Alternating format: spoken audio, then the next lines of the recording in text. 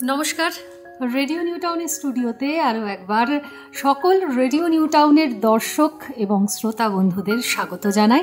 নিউট্রিটক অনুষ্ঠানের আরও একটি এপিসোড নিয়ে আমরা চলে এসেছি। আমি অপরাজিতা তো রয়েছি এবং আজকে আমার সাথে রয়েছে অর্পিতা, এবং সমস্ত প্রশ্নের হাসি মুখে যিনি উত্তর দেন তিনি আমাদের ডায়েটিশিয়ান সঙ্গীতা মণ্ডল। নমস্কার, very warm welcome to our radio New Town studio. আর সেপ্টেম্বর মাস মানেই কিন্তু আমরা ন্যাশনাল নিউট্রিশন মান্থ সেলিব্রেট করছি। তো সবার প্রথমে প্রশ্নটা নিউট্রিশন নিয়েই হবে, কিন্তু আজকে সকলকে বলে রাখি যে আজকে কিন্তু আমরা মাল্টিপল কোশ্চেন নিয়ে আলোচনা করব। তো সঙ্গীতা, সবার প্রথমে তোমায় জিজ্ঞেস করি যে নিউট্রিশন বলতে অ্যাকচুয়ালি কি বোঝায়?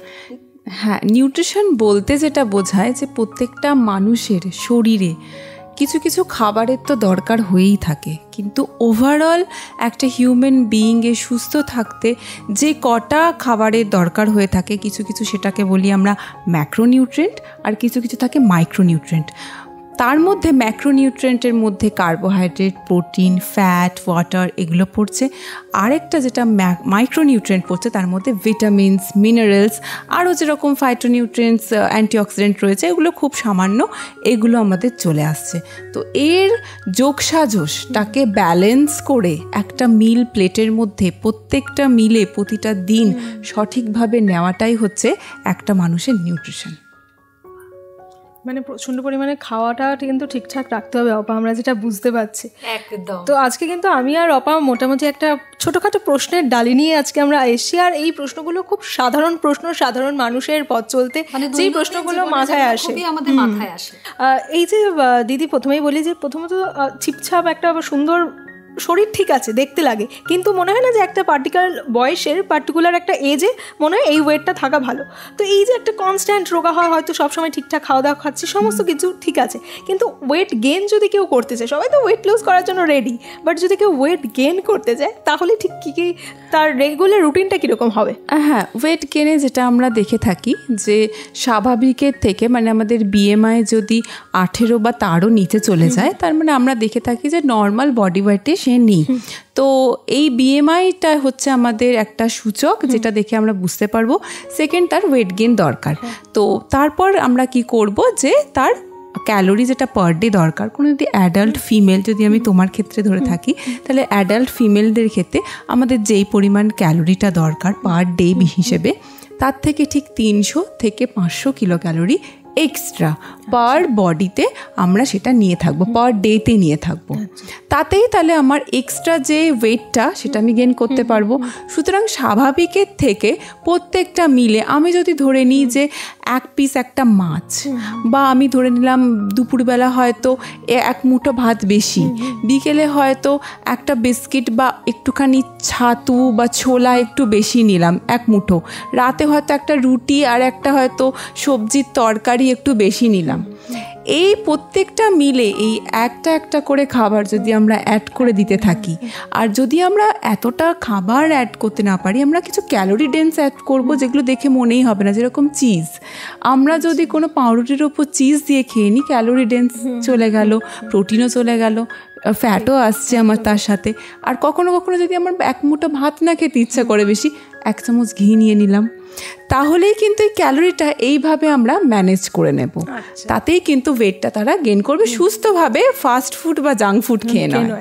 মানে এই অর্পিতার এই প্রশ্নটা ধরে আমার জিজ্ঞেস করতে ইচ্ছা হচ্ছে। বুঝতেই পারছেন সামনে দুজন স্লিম অ্যান্ড ট্রিম বিউটি, আর তার মাঝখানে আমি একটু বেশ স্থূলাকার একজন মানুষ যিনি বসে আছে। তো যারা এরকম, হ্যাঁ, যারা ধরো একটু স্বাস্থ্যবান, যারা চাইছে যে একটুখানি ওয়েটটা মানে এবার না করলেই নয়, মানে ওয়েট কমাতেই হবে, তো সেক্ষেত্রে কি তুমি যে জিনিসগুলো বললে সেগুলোকে মাইনাস করে দেবো যদি মিলে থাকে, আর যদি না থাকে না, সবসময় এটা নয় যে আমরা প্রোটিনটাকে মাইনাস করব, কারণ পার কেজি বডি ওয়েটে এখানে কিন্তু একটা মিথ যেটা সবার মধ্যে কাজ করে যে আমি তাহলে মাছ মাংস ডিম ভাত কমিয়ে দিই, আমি ভেজ খেতে শুরু করে দিই, তাহলে কিন্তু আমি রোগা হয়ে যাবে। কিন্তু না, আমাদের পার কেজি বডি ওয়েটে আমাদের কিন্তু প্রোটিনটাও ইনক্রিজ করছে। মানে পার কেজি বডি ওয়েটে 1 গ্রাম করে প্রোটিন, মানে যার 60 কেজি ওজন সে 60 গ্রাম প্রোটিন খাবে, যার 90 কেজি ওজন তাহলে সে কত খাবে?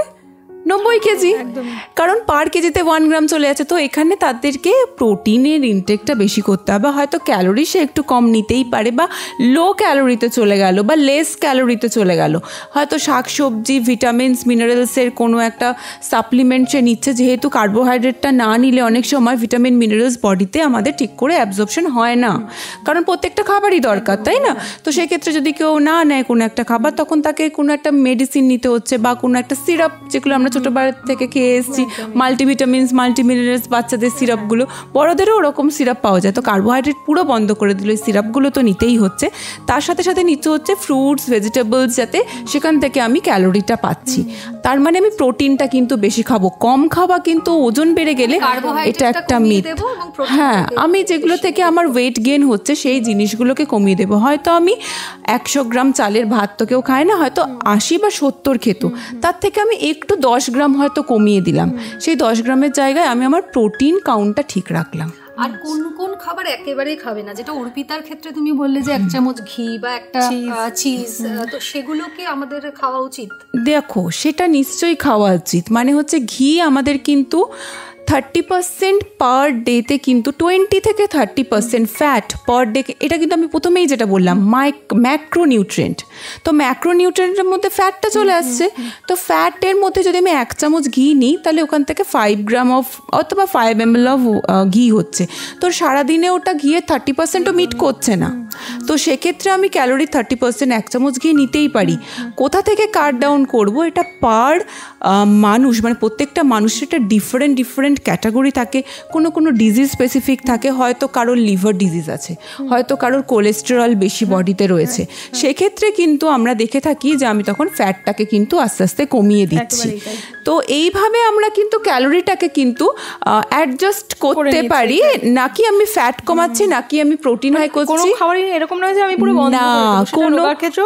প্রত্যেকটা খাবারেরই বেনিফিট থাকে, প্রত্যেকটা খাবারে। এবার কার কোনটা লাগছে, হয়তো কারোর হয়তো বেশি সর্দি কাশির ধাত রয়েছে, তো সে হয়তো একটু ফাইটোনিউট্রিয়েন্ট, একটু অ্যান্টিঅক্সিডেন্ট, একটু সাইট্রাস ফ্রুটস বেশি খাচ্ছে, এক্ষেত্রে তার ইমিউনিটি ঠিক থাকছে। একদম। সামনে পুজো আসছে, এবার পুজোতে সাধারণত কি হয়, মানুষ হয় জিমে যাচ্ছে, না হলে কেউ পার্লারে যাচ্ছে।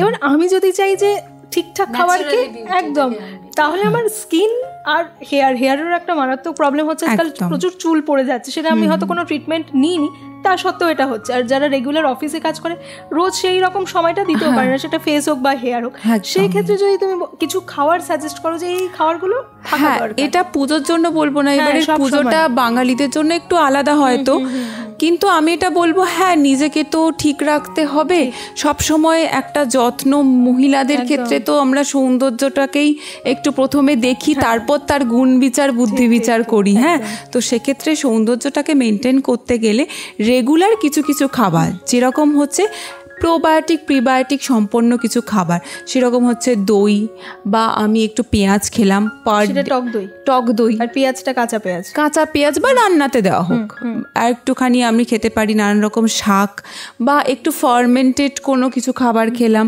আমরা এখানে ভাত, যেটা আমরা গ্রাম বাংলার দিকে দেখে থাকি, সেটা হচ্ছে গিয়ে আমাদের ফেনা ভাত, বা আমরা দেখে থাকি আগের দিনে যে ভাতটা করে রাখা রয়েছে, সেটাকে জল দিয়ে ওরা, হ্যাঁ, জল দিয়ে বানিয়ে রেখে তার মধ্যে সকালবেলা ওটা খেয়ে পান্তা ভাতের ওপর কিছু কিছু ওরা আইটেম দিয়ে দিচ্ছে, এবার সেটা খাচ্ছে। এটাও কিন্তু ফার্মেন্টেড হচ্ছে, এখানে কিন্তু ভিটামিনস এবং মিনারেলসের পার্সেন্টেজ বেড়ে যাচ্ছে।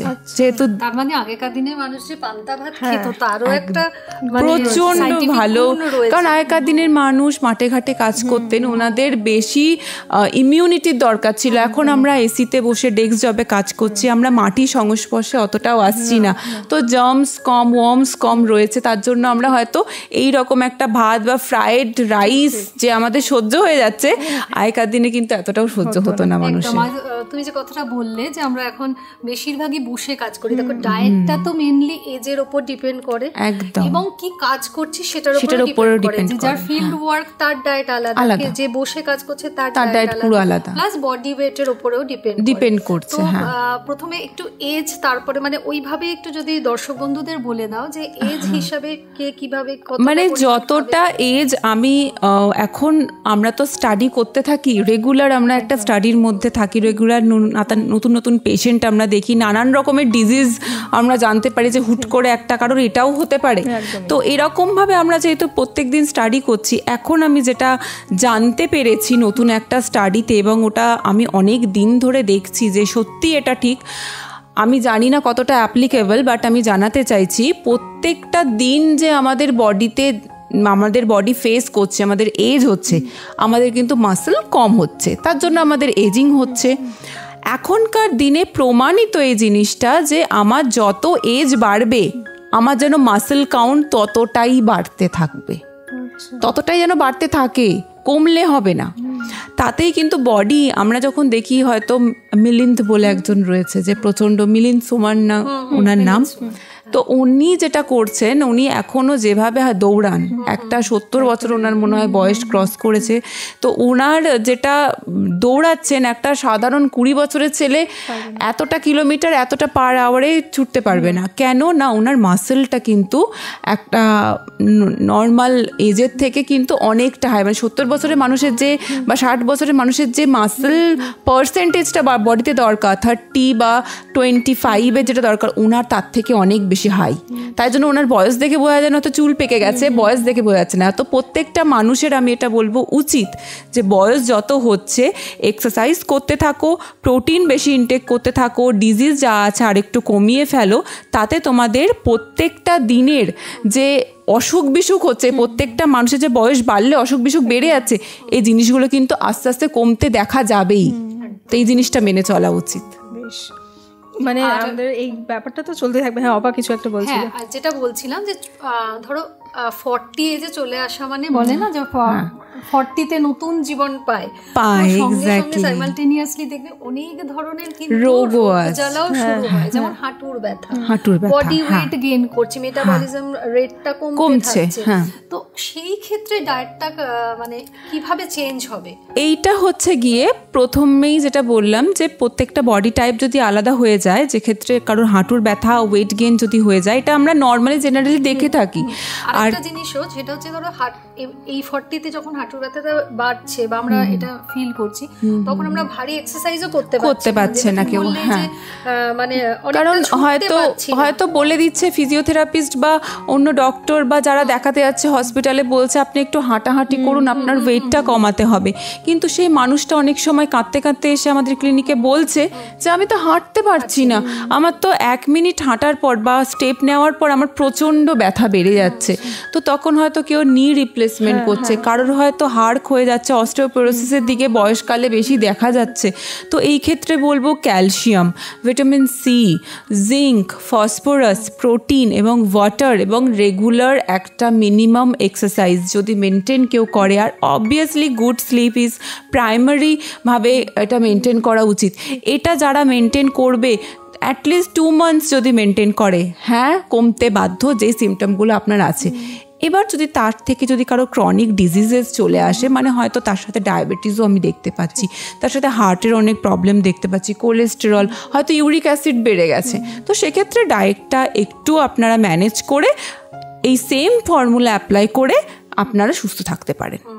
আর স্লিপটা যেটা বললে, মানে জেনারেলি বাচ্চাদের ক্ষেত্রে বলে কম সময় ঘুমালেও হয়, আবার একটুখানি টিনেজ যারা, তাদের না, বাচ্চাদের যেটা হয় ঘুমের পরিমাণ অনেক বেশি থাকে, বয়স আসতে, হ্যাঁ বয়স বাড়তে বাড়তে বাড়তে বাড়তে, এমন যেমন আমরা দেখি বয়সকালে যারা রয়েছে হয়তো 60-এর বেশি, বলে যে আমি শুয়ে পড়েছি 10টার সময়, আমার ঘুম আসছে 1টার সময়।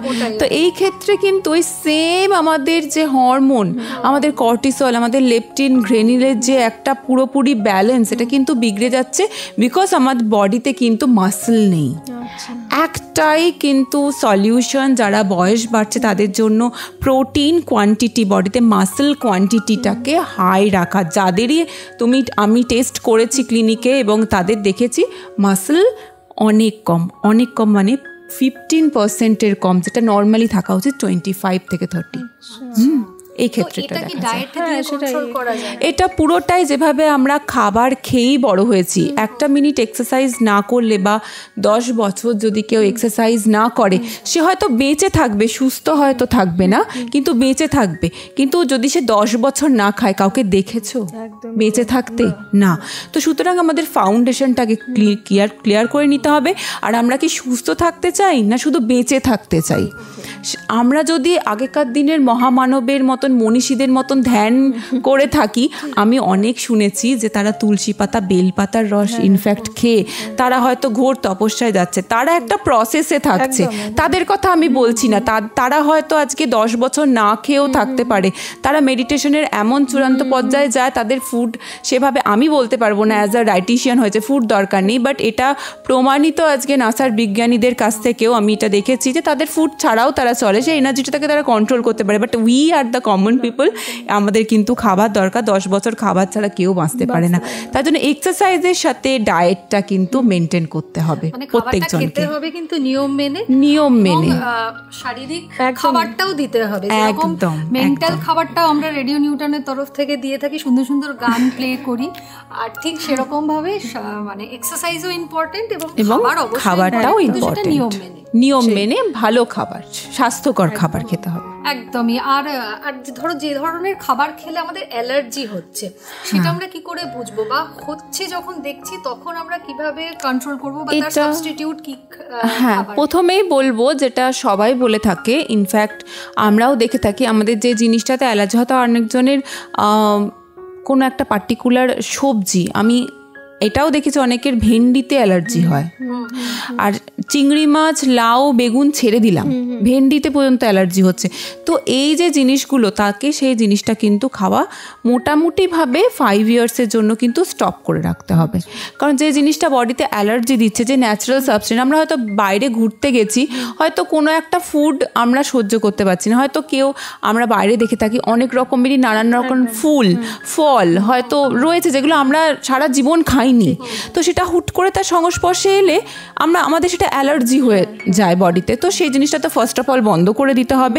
কারোর মিল্ক থেকে অ্যালার্জি হতে পারে, কারোর হুইট থেকে অ্যালার্জি হতে পারে, তো কারোর অনেক সময় দেখা গেছে প্লাস্টিক থেকেও অ্যালার্জি আমরা এখনকার দিনে বা দেখতে পাচ্ছি, যেহেতু বডিতে এখন মাইক্রোপ্লাস্টিকের পরিমাণ, এটা আলাদা একটা টপিক, তাও আমি আজকে এটা একটু হিট করে যেতে চাই যে মাইক্রোপ্লাস্টিকের পরিমাণ কিন্তু হিউম্যান ব্লাডে ডে টু ডে বেড়ে যাচ্ছে। তো এটা একটা জিনিস যে জলের বোতল প্লাস্টিকের না হওয়া, বিপিএ ফ্রি জলের বোতল ইউজ করা, কোনো কন্টেনার যারা খাচ্ছ তারা জলের মানে প্লাস্টিকের থালা, প্লাস্টিকের বাটি, এইগুলোকে এখন বন্ধ রাখতে হবে, যাতে স্পেশালি হাঁটু ব্যথা হয় তাদের কিন্তু এই মাইক্রোপ্লাস্টিকের জন্য অনেক বেশি ক্ষতি আমরা দেখে থাকি। তো প্লাস্টিক জীবন থেকে একটু সরাতে, পুরোটা তো আমরা সরাতে পারবো না, আমরা এটার মোড়কে মানে পুরো বাঁধা পড়ে গেছি, তো সেক্ষেত্রে প্লাস্টিকটাকে সরিয়ে দিতে হবে।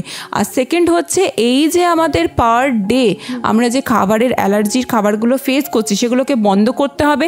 তার সাবস্টিটিউট আমরা কিছু কিছু গুড ফুড হ্যাবিট, মানে আমাদের ডিটক্সিফাইড কিছু ওয়াটার্স, যেরকম আমরা দেখে থাকি অনেকে জিরের জল খায়, অনেকে লেবুর জল খাচ্ছে, অনেকে হয়তো cumin water, black cumin water খাচ্ছে, অনেকে হয়তো একটুখানি রাতের বেলা ভিজিয়ে রেখে জোয়ানটা হয়তো পরের দিন সকালবেলা খাচ্ছে। তো এরকম কিছু কিছু আমাদের ডিটক্সিফিকেশন ওয়াটারের সাথে কানেক্টেড হতে হবে। অ্যালকালাইন ওয়াটার আমরা দেখে রেখেছি, সেই অ্যালকালাইন ওয়াটার এখন বাজারে কিনতেও পাওয়া যায়। আপনি কিছু সবজি, শাক বা ফ্রুটস দিয়ে বা কোনো জিঞ্জার বা এসব কোনো জিনিস দিয়ে আপনি জলের মধ্যে সেটা দিয়ে দিতে পারেন, এবং সেটাকে 2-3 ঘন্টা আপনি রেখে দিলেন, এবং সেটা ছেঁকে নিয়ে আপনি জলটা খেলেন। অ্যালকালাইন ওয়াটার আমরা এভাবেও কিন্তু বাড়িতেও বানাতে পারি, বিকজ অ্যালকালাইন ওয়াটার যেগুলো বাজারে পাওয়া যায় খুবই প্রাইসি, তো সেক্ষেত্রে বাড়িতেও অনেকে বানিয়ে নিতে পারেন। তো এক্ষেত্রে আমাদের অ্যালার্জিটা কিন্তু ব্লাড থেকে এলিমিনেট হতে থাকবে। আর আমাদের তখন দরকার প্রত্যেকটা খাবারে শাক সবজিটা যেন থাকে, প্রত্যেকটা মিলে। আমি হয়তো সকালে একটা ব্রেকফাস্ট নিয়েছি, হয়তো ওটস নিয়েছি, তার সাথে একটু স্যালাড নিলাম, অ্যাডজাস্ট হলো, হয়তো একটু ফ্রুটস নিলাম।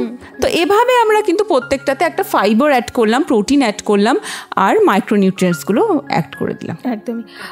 আজকে হ্যাঁ অনেক কিছু জানতে পারছি। আমার মনে হয় এই টিনেজ বয়স হোক কিংবা অপরাজিতাদির মতো বয়সের সবার এই যে প্রশ্নের উত্তরগুলো আমরা জানতে পারছি, এটা সব রকম বয়সের মানুষদের জন্যই খুব উপকারী। আর আজকে শেষ করবো, তবে একটা প্রশ্ন আমার হঠাৎ করে মনে হলো, সেটা হচ্ছে এই যে আমরা যারা জব করি, সেটা নানান প্রফেশনে যারাই জব করি, করি, একটা তো খাবারের সিস্টেম থাকে, সেটা সাধারণত ব্রেক হয়েই যায়, সবটাই তো আমরা প্রত্যেকদিন একই নিয়মে খেতে পারি না। এবার ধরো কেউ সেই লাঞ্চ টাইমে করেও হয়তো বাড়িতে গিয়ে 6টা থেকে 7টার মধ্যে হয়তো ভারী একটা কিছু খেয়ে নিল খিদেটা সামলানোর জন্য, তারপর আর তার রাত্রিবেলা কোনো কিছু খাওয়ার ইচ্ছে নেই এবং সে না খেয়েই সেটা ঘুমোচ্ছে, মানে বলা যায় ডিনারটা স্কিপ করে। এটা কি একদমই ঠিক নয়। আমি যদি 4টে বা 4টের সময় যদি আমি লাঞ্চ করি, ডিনারটা আমি 7-8টায় করে নিলাম, আমি দুটো মিলের মধ্যে কোনো গ্যাপ দিলাম না। তো এটা তো প্রথম কথা, একটা ইনসুলিন আমাদের বডিতে যে হরমোনটা রয়েছে, যেটা ডায়াবেটিসের মেইন কনসার্ন, তো সেটা ডিস্টার্ব করে যায়, সেই ব্যালেন্সটা কিন্তু নষ্ট হয়ে যায়। সেক্ষেত্রে আমাকে কিন্তু মিলটা, আমি 3টে মেজর মিল নিচ্ছি, আমাকে কিন্তু 3 to 4 আওয়ার্সের গ্যাপেই ওটা নিতে হবে। তো আমি 8 থেকে 8 যদি উইন্ডো সিলেক্ট করি, আমি সকাল 8টা থেকে রাত 8টা অবধি কিন্তু এই 12 ঘন্টার মধ্যে 3-4 ঘন্টা গ্যাপে নিতে হবে। যদি আমি প্ল্যান করে থাকি 7টার সময় আমি কোনো মিল নেব বা ডিনার নেব, আমাকে কিন্তু 1টার মধ্যে বা 2টোর মধ্যে কিন্তু র্যাপ আপ করে দিতে হবে আমার লাঞ্চ। আর তার মাঝে অবশ্যই কোনো চা বা কেউ যদি কোনো জুস নিতে চায়, ফ্রুট বা কোনো হেলদি স্ন্যাক্স, লিকুইডটা নিতে পারে। তার সাথে কোনো ভালো, যেটা বলে থাকি, আগেকার দিনে খই খেত আমাদের বাড়িতে, হ্যাঁ, তো এখন সেটা নতুন ফর্ম হয়ে হচ্ছে মাখানা। তো সেরকম কিছু হেলদি স্ন্যাকিং করা যেতেই পারে। পপকর্নও অনেকে খায়, কিন্তু হ্যাঁ, ওই সিনেমার পিকচারে বসে থাকা পপকর্ন নিয়ে আমি বলছি না, ওখানে প্রচুর ফ্যাটস থাকে, ওটা বলছি না। এমনি নর্মাল বালিতে ভাজা যেটা রোস্টেড পপকর্ন খাওয়া যেতেই পারে। এছাড়া খই তো খুবই ভালো।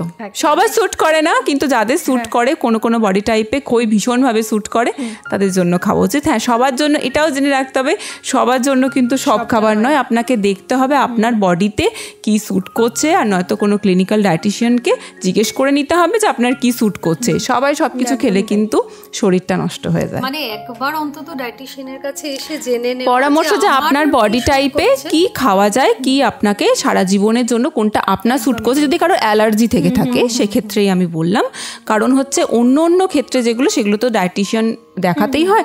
অ্যালার্জির ক্ষেত্রে কি হয়, তাদের একটা সিমিলার টাইপ অফ ডায়েটটা অ্যাভয়েড করতে হয়, আর কিছুটা ওদের ডায়েট অ্যাডাপ্ট করতে হয়। তো এটা যেহেতু কাইন্ড অফ সিমিলার থাকে, তো ওটা ওয়ান টাইমই হয়। সেটা ওয়ান টাইমে একবার মানে ডাক্তার দেখানোর মতন একটা ডায়েটিশিয়ান গাইডেন্স দরকার হয়।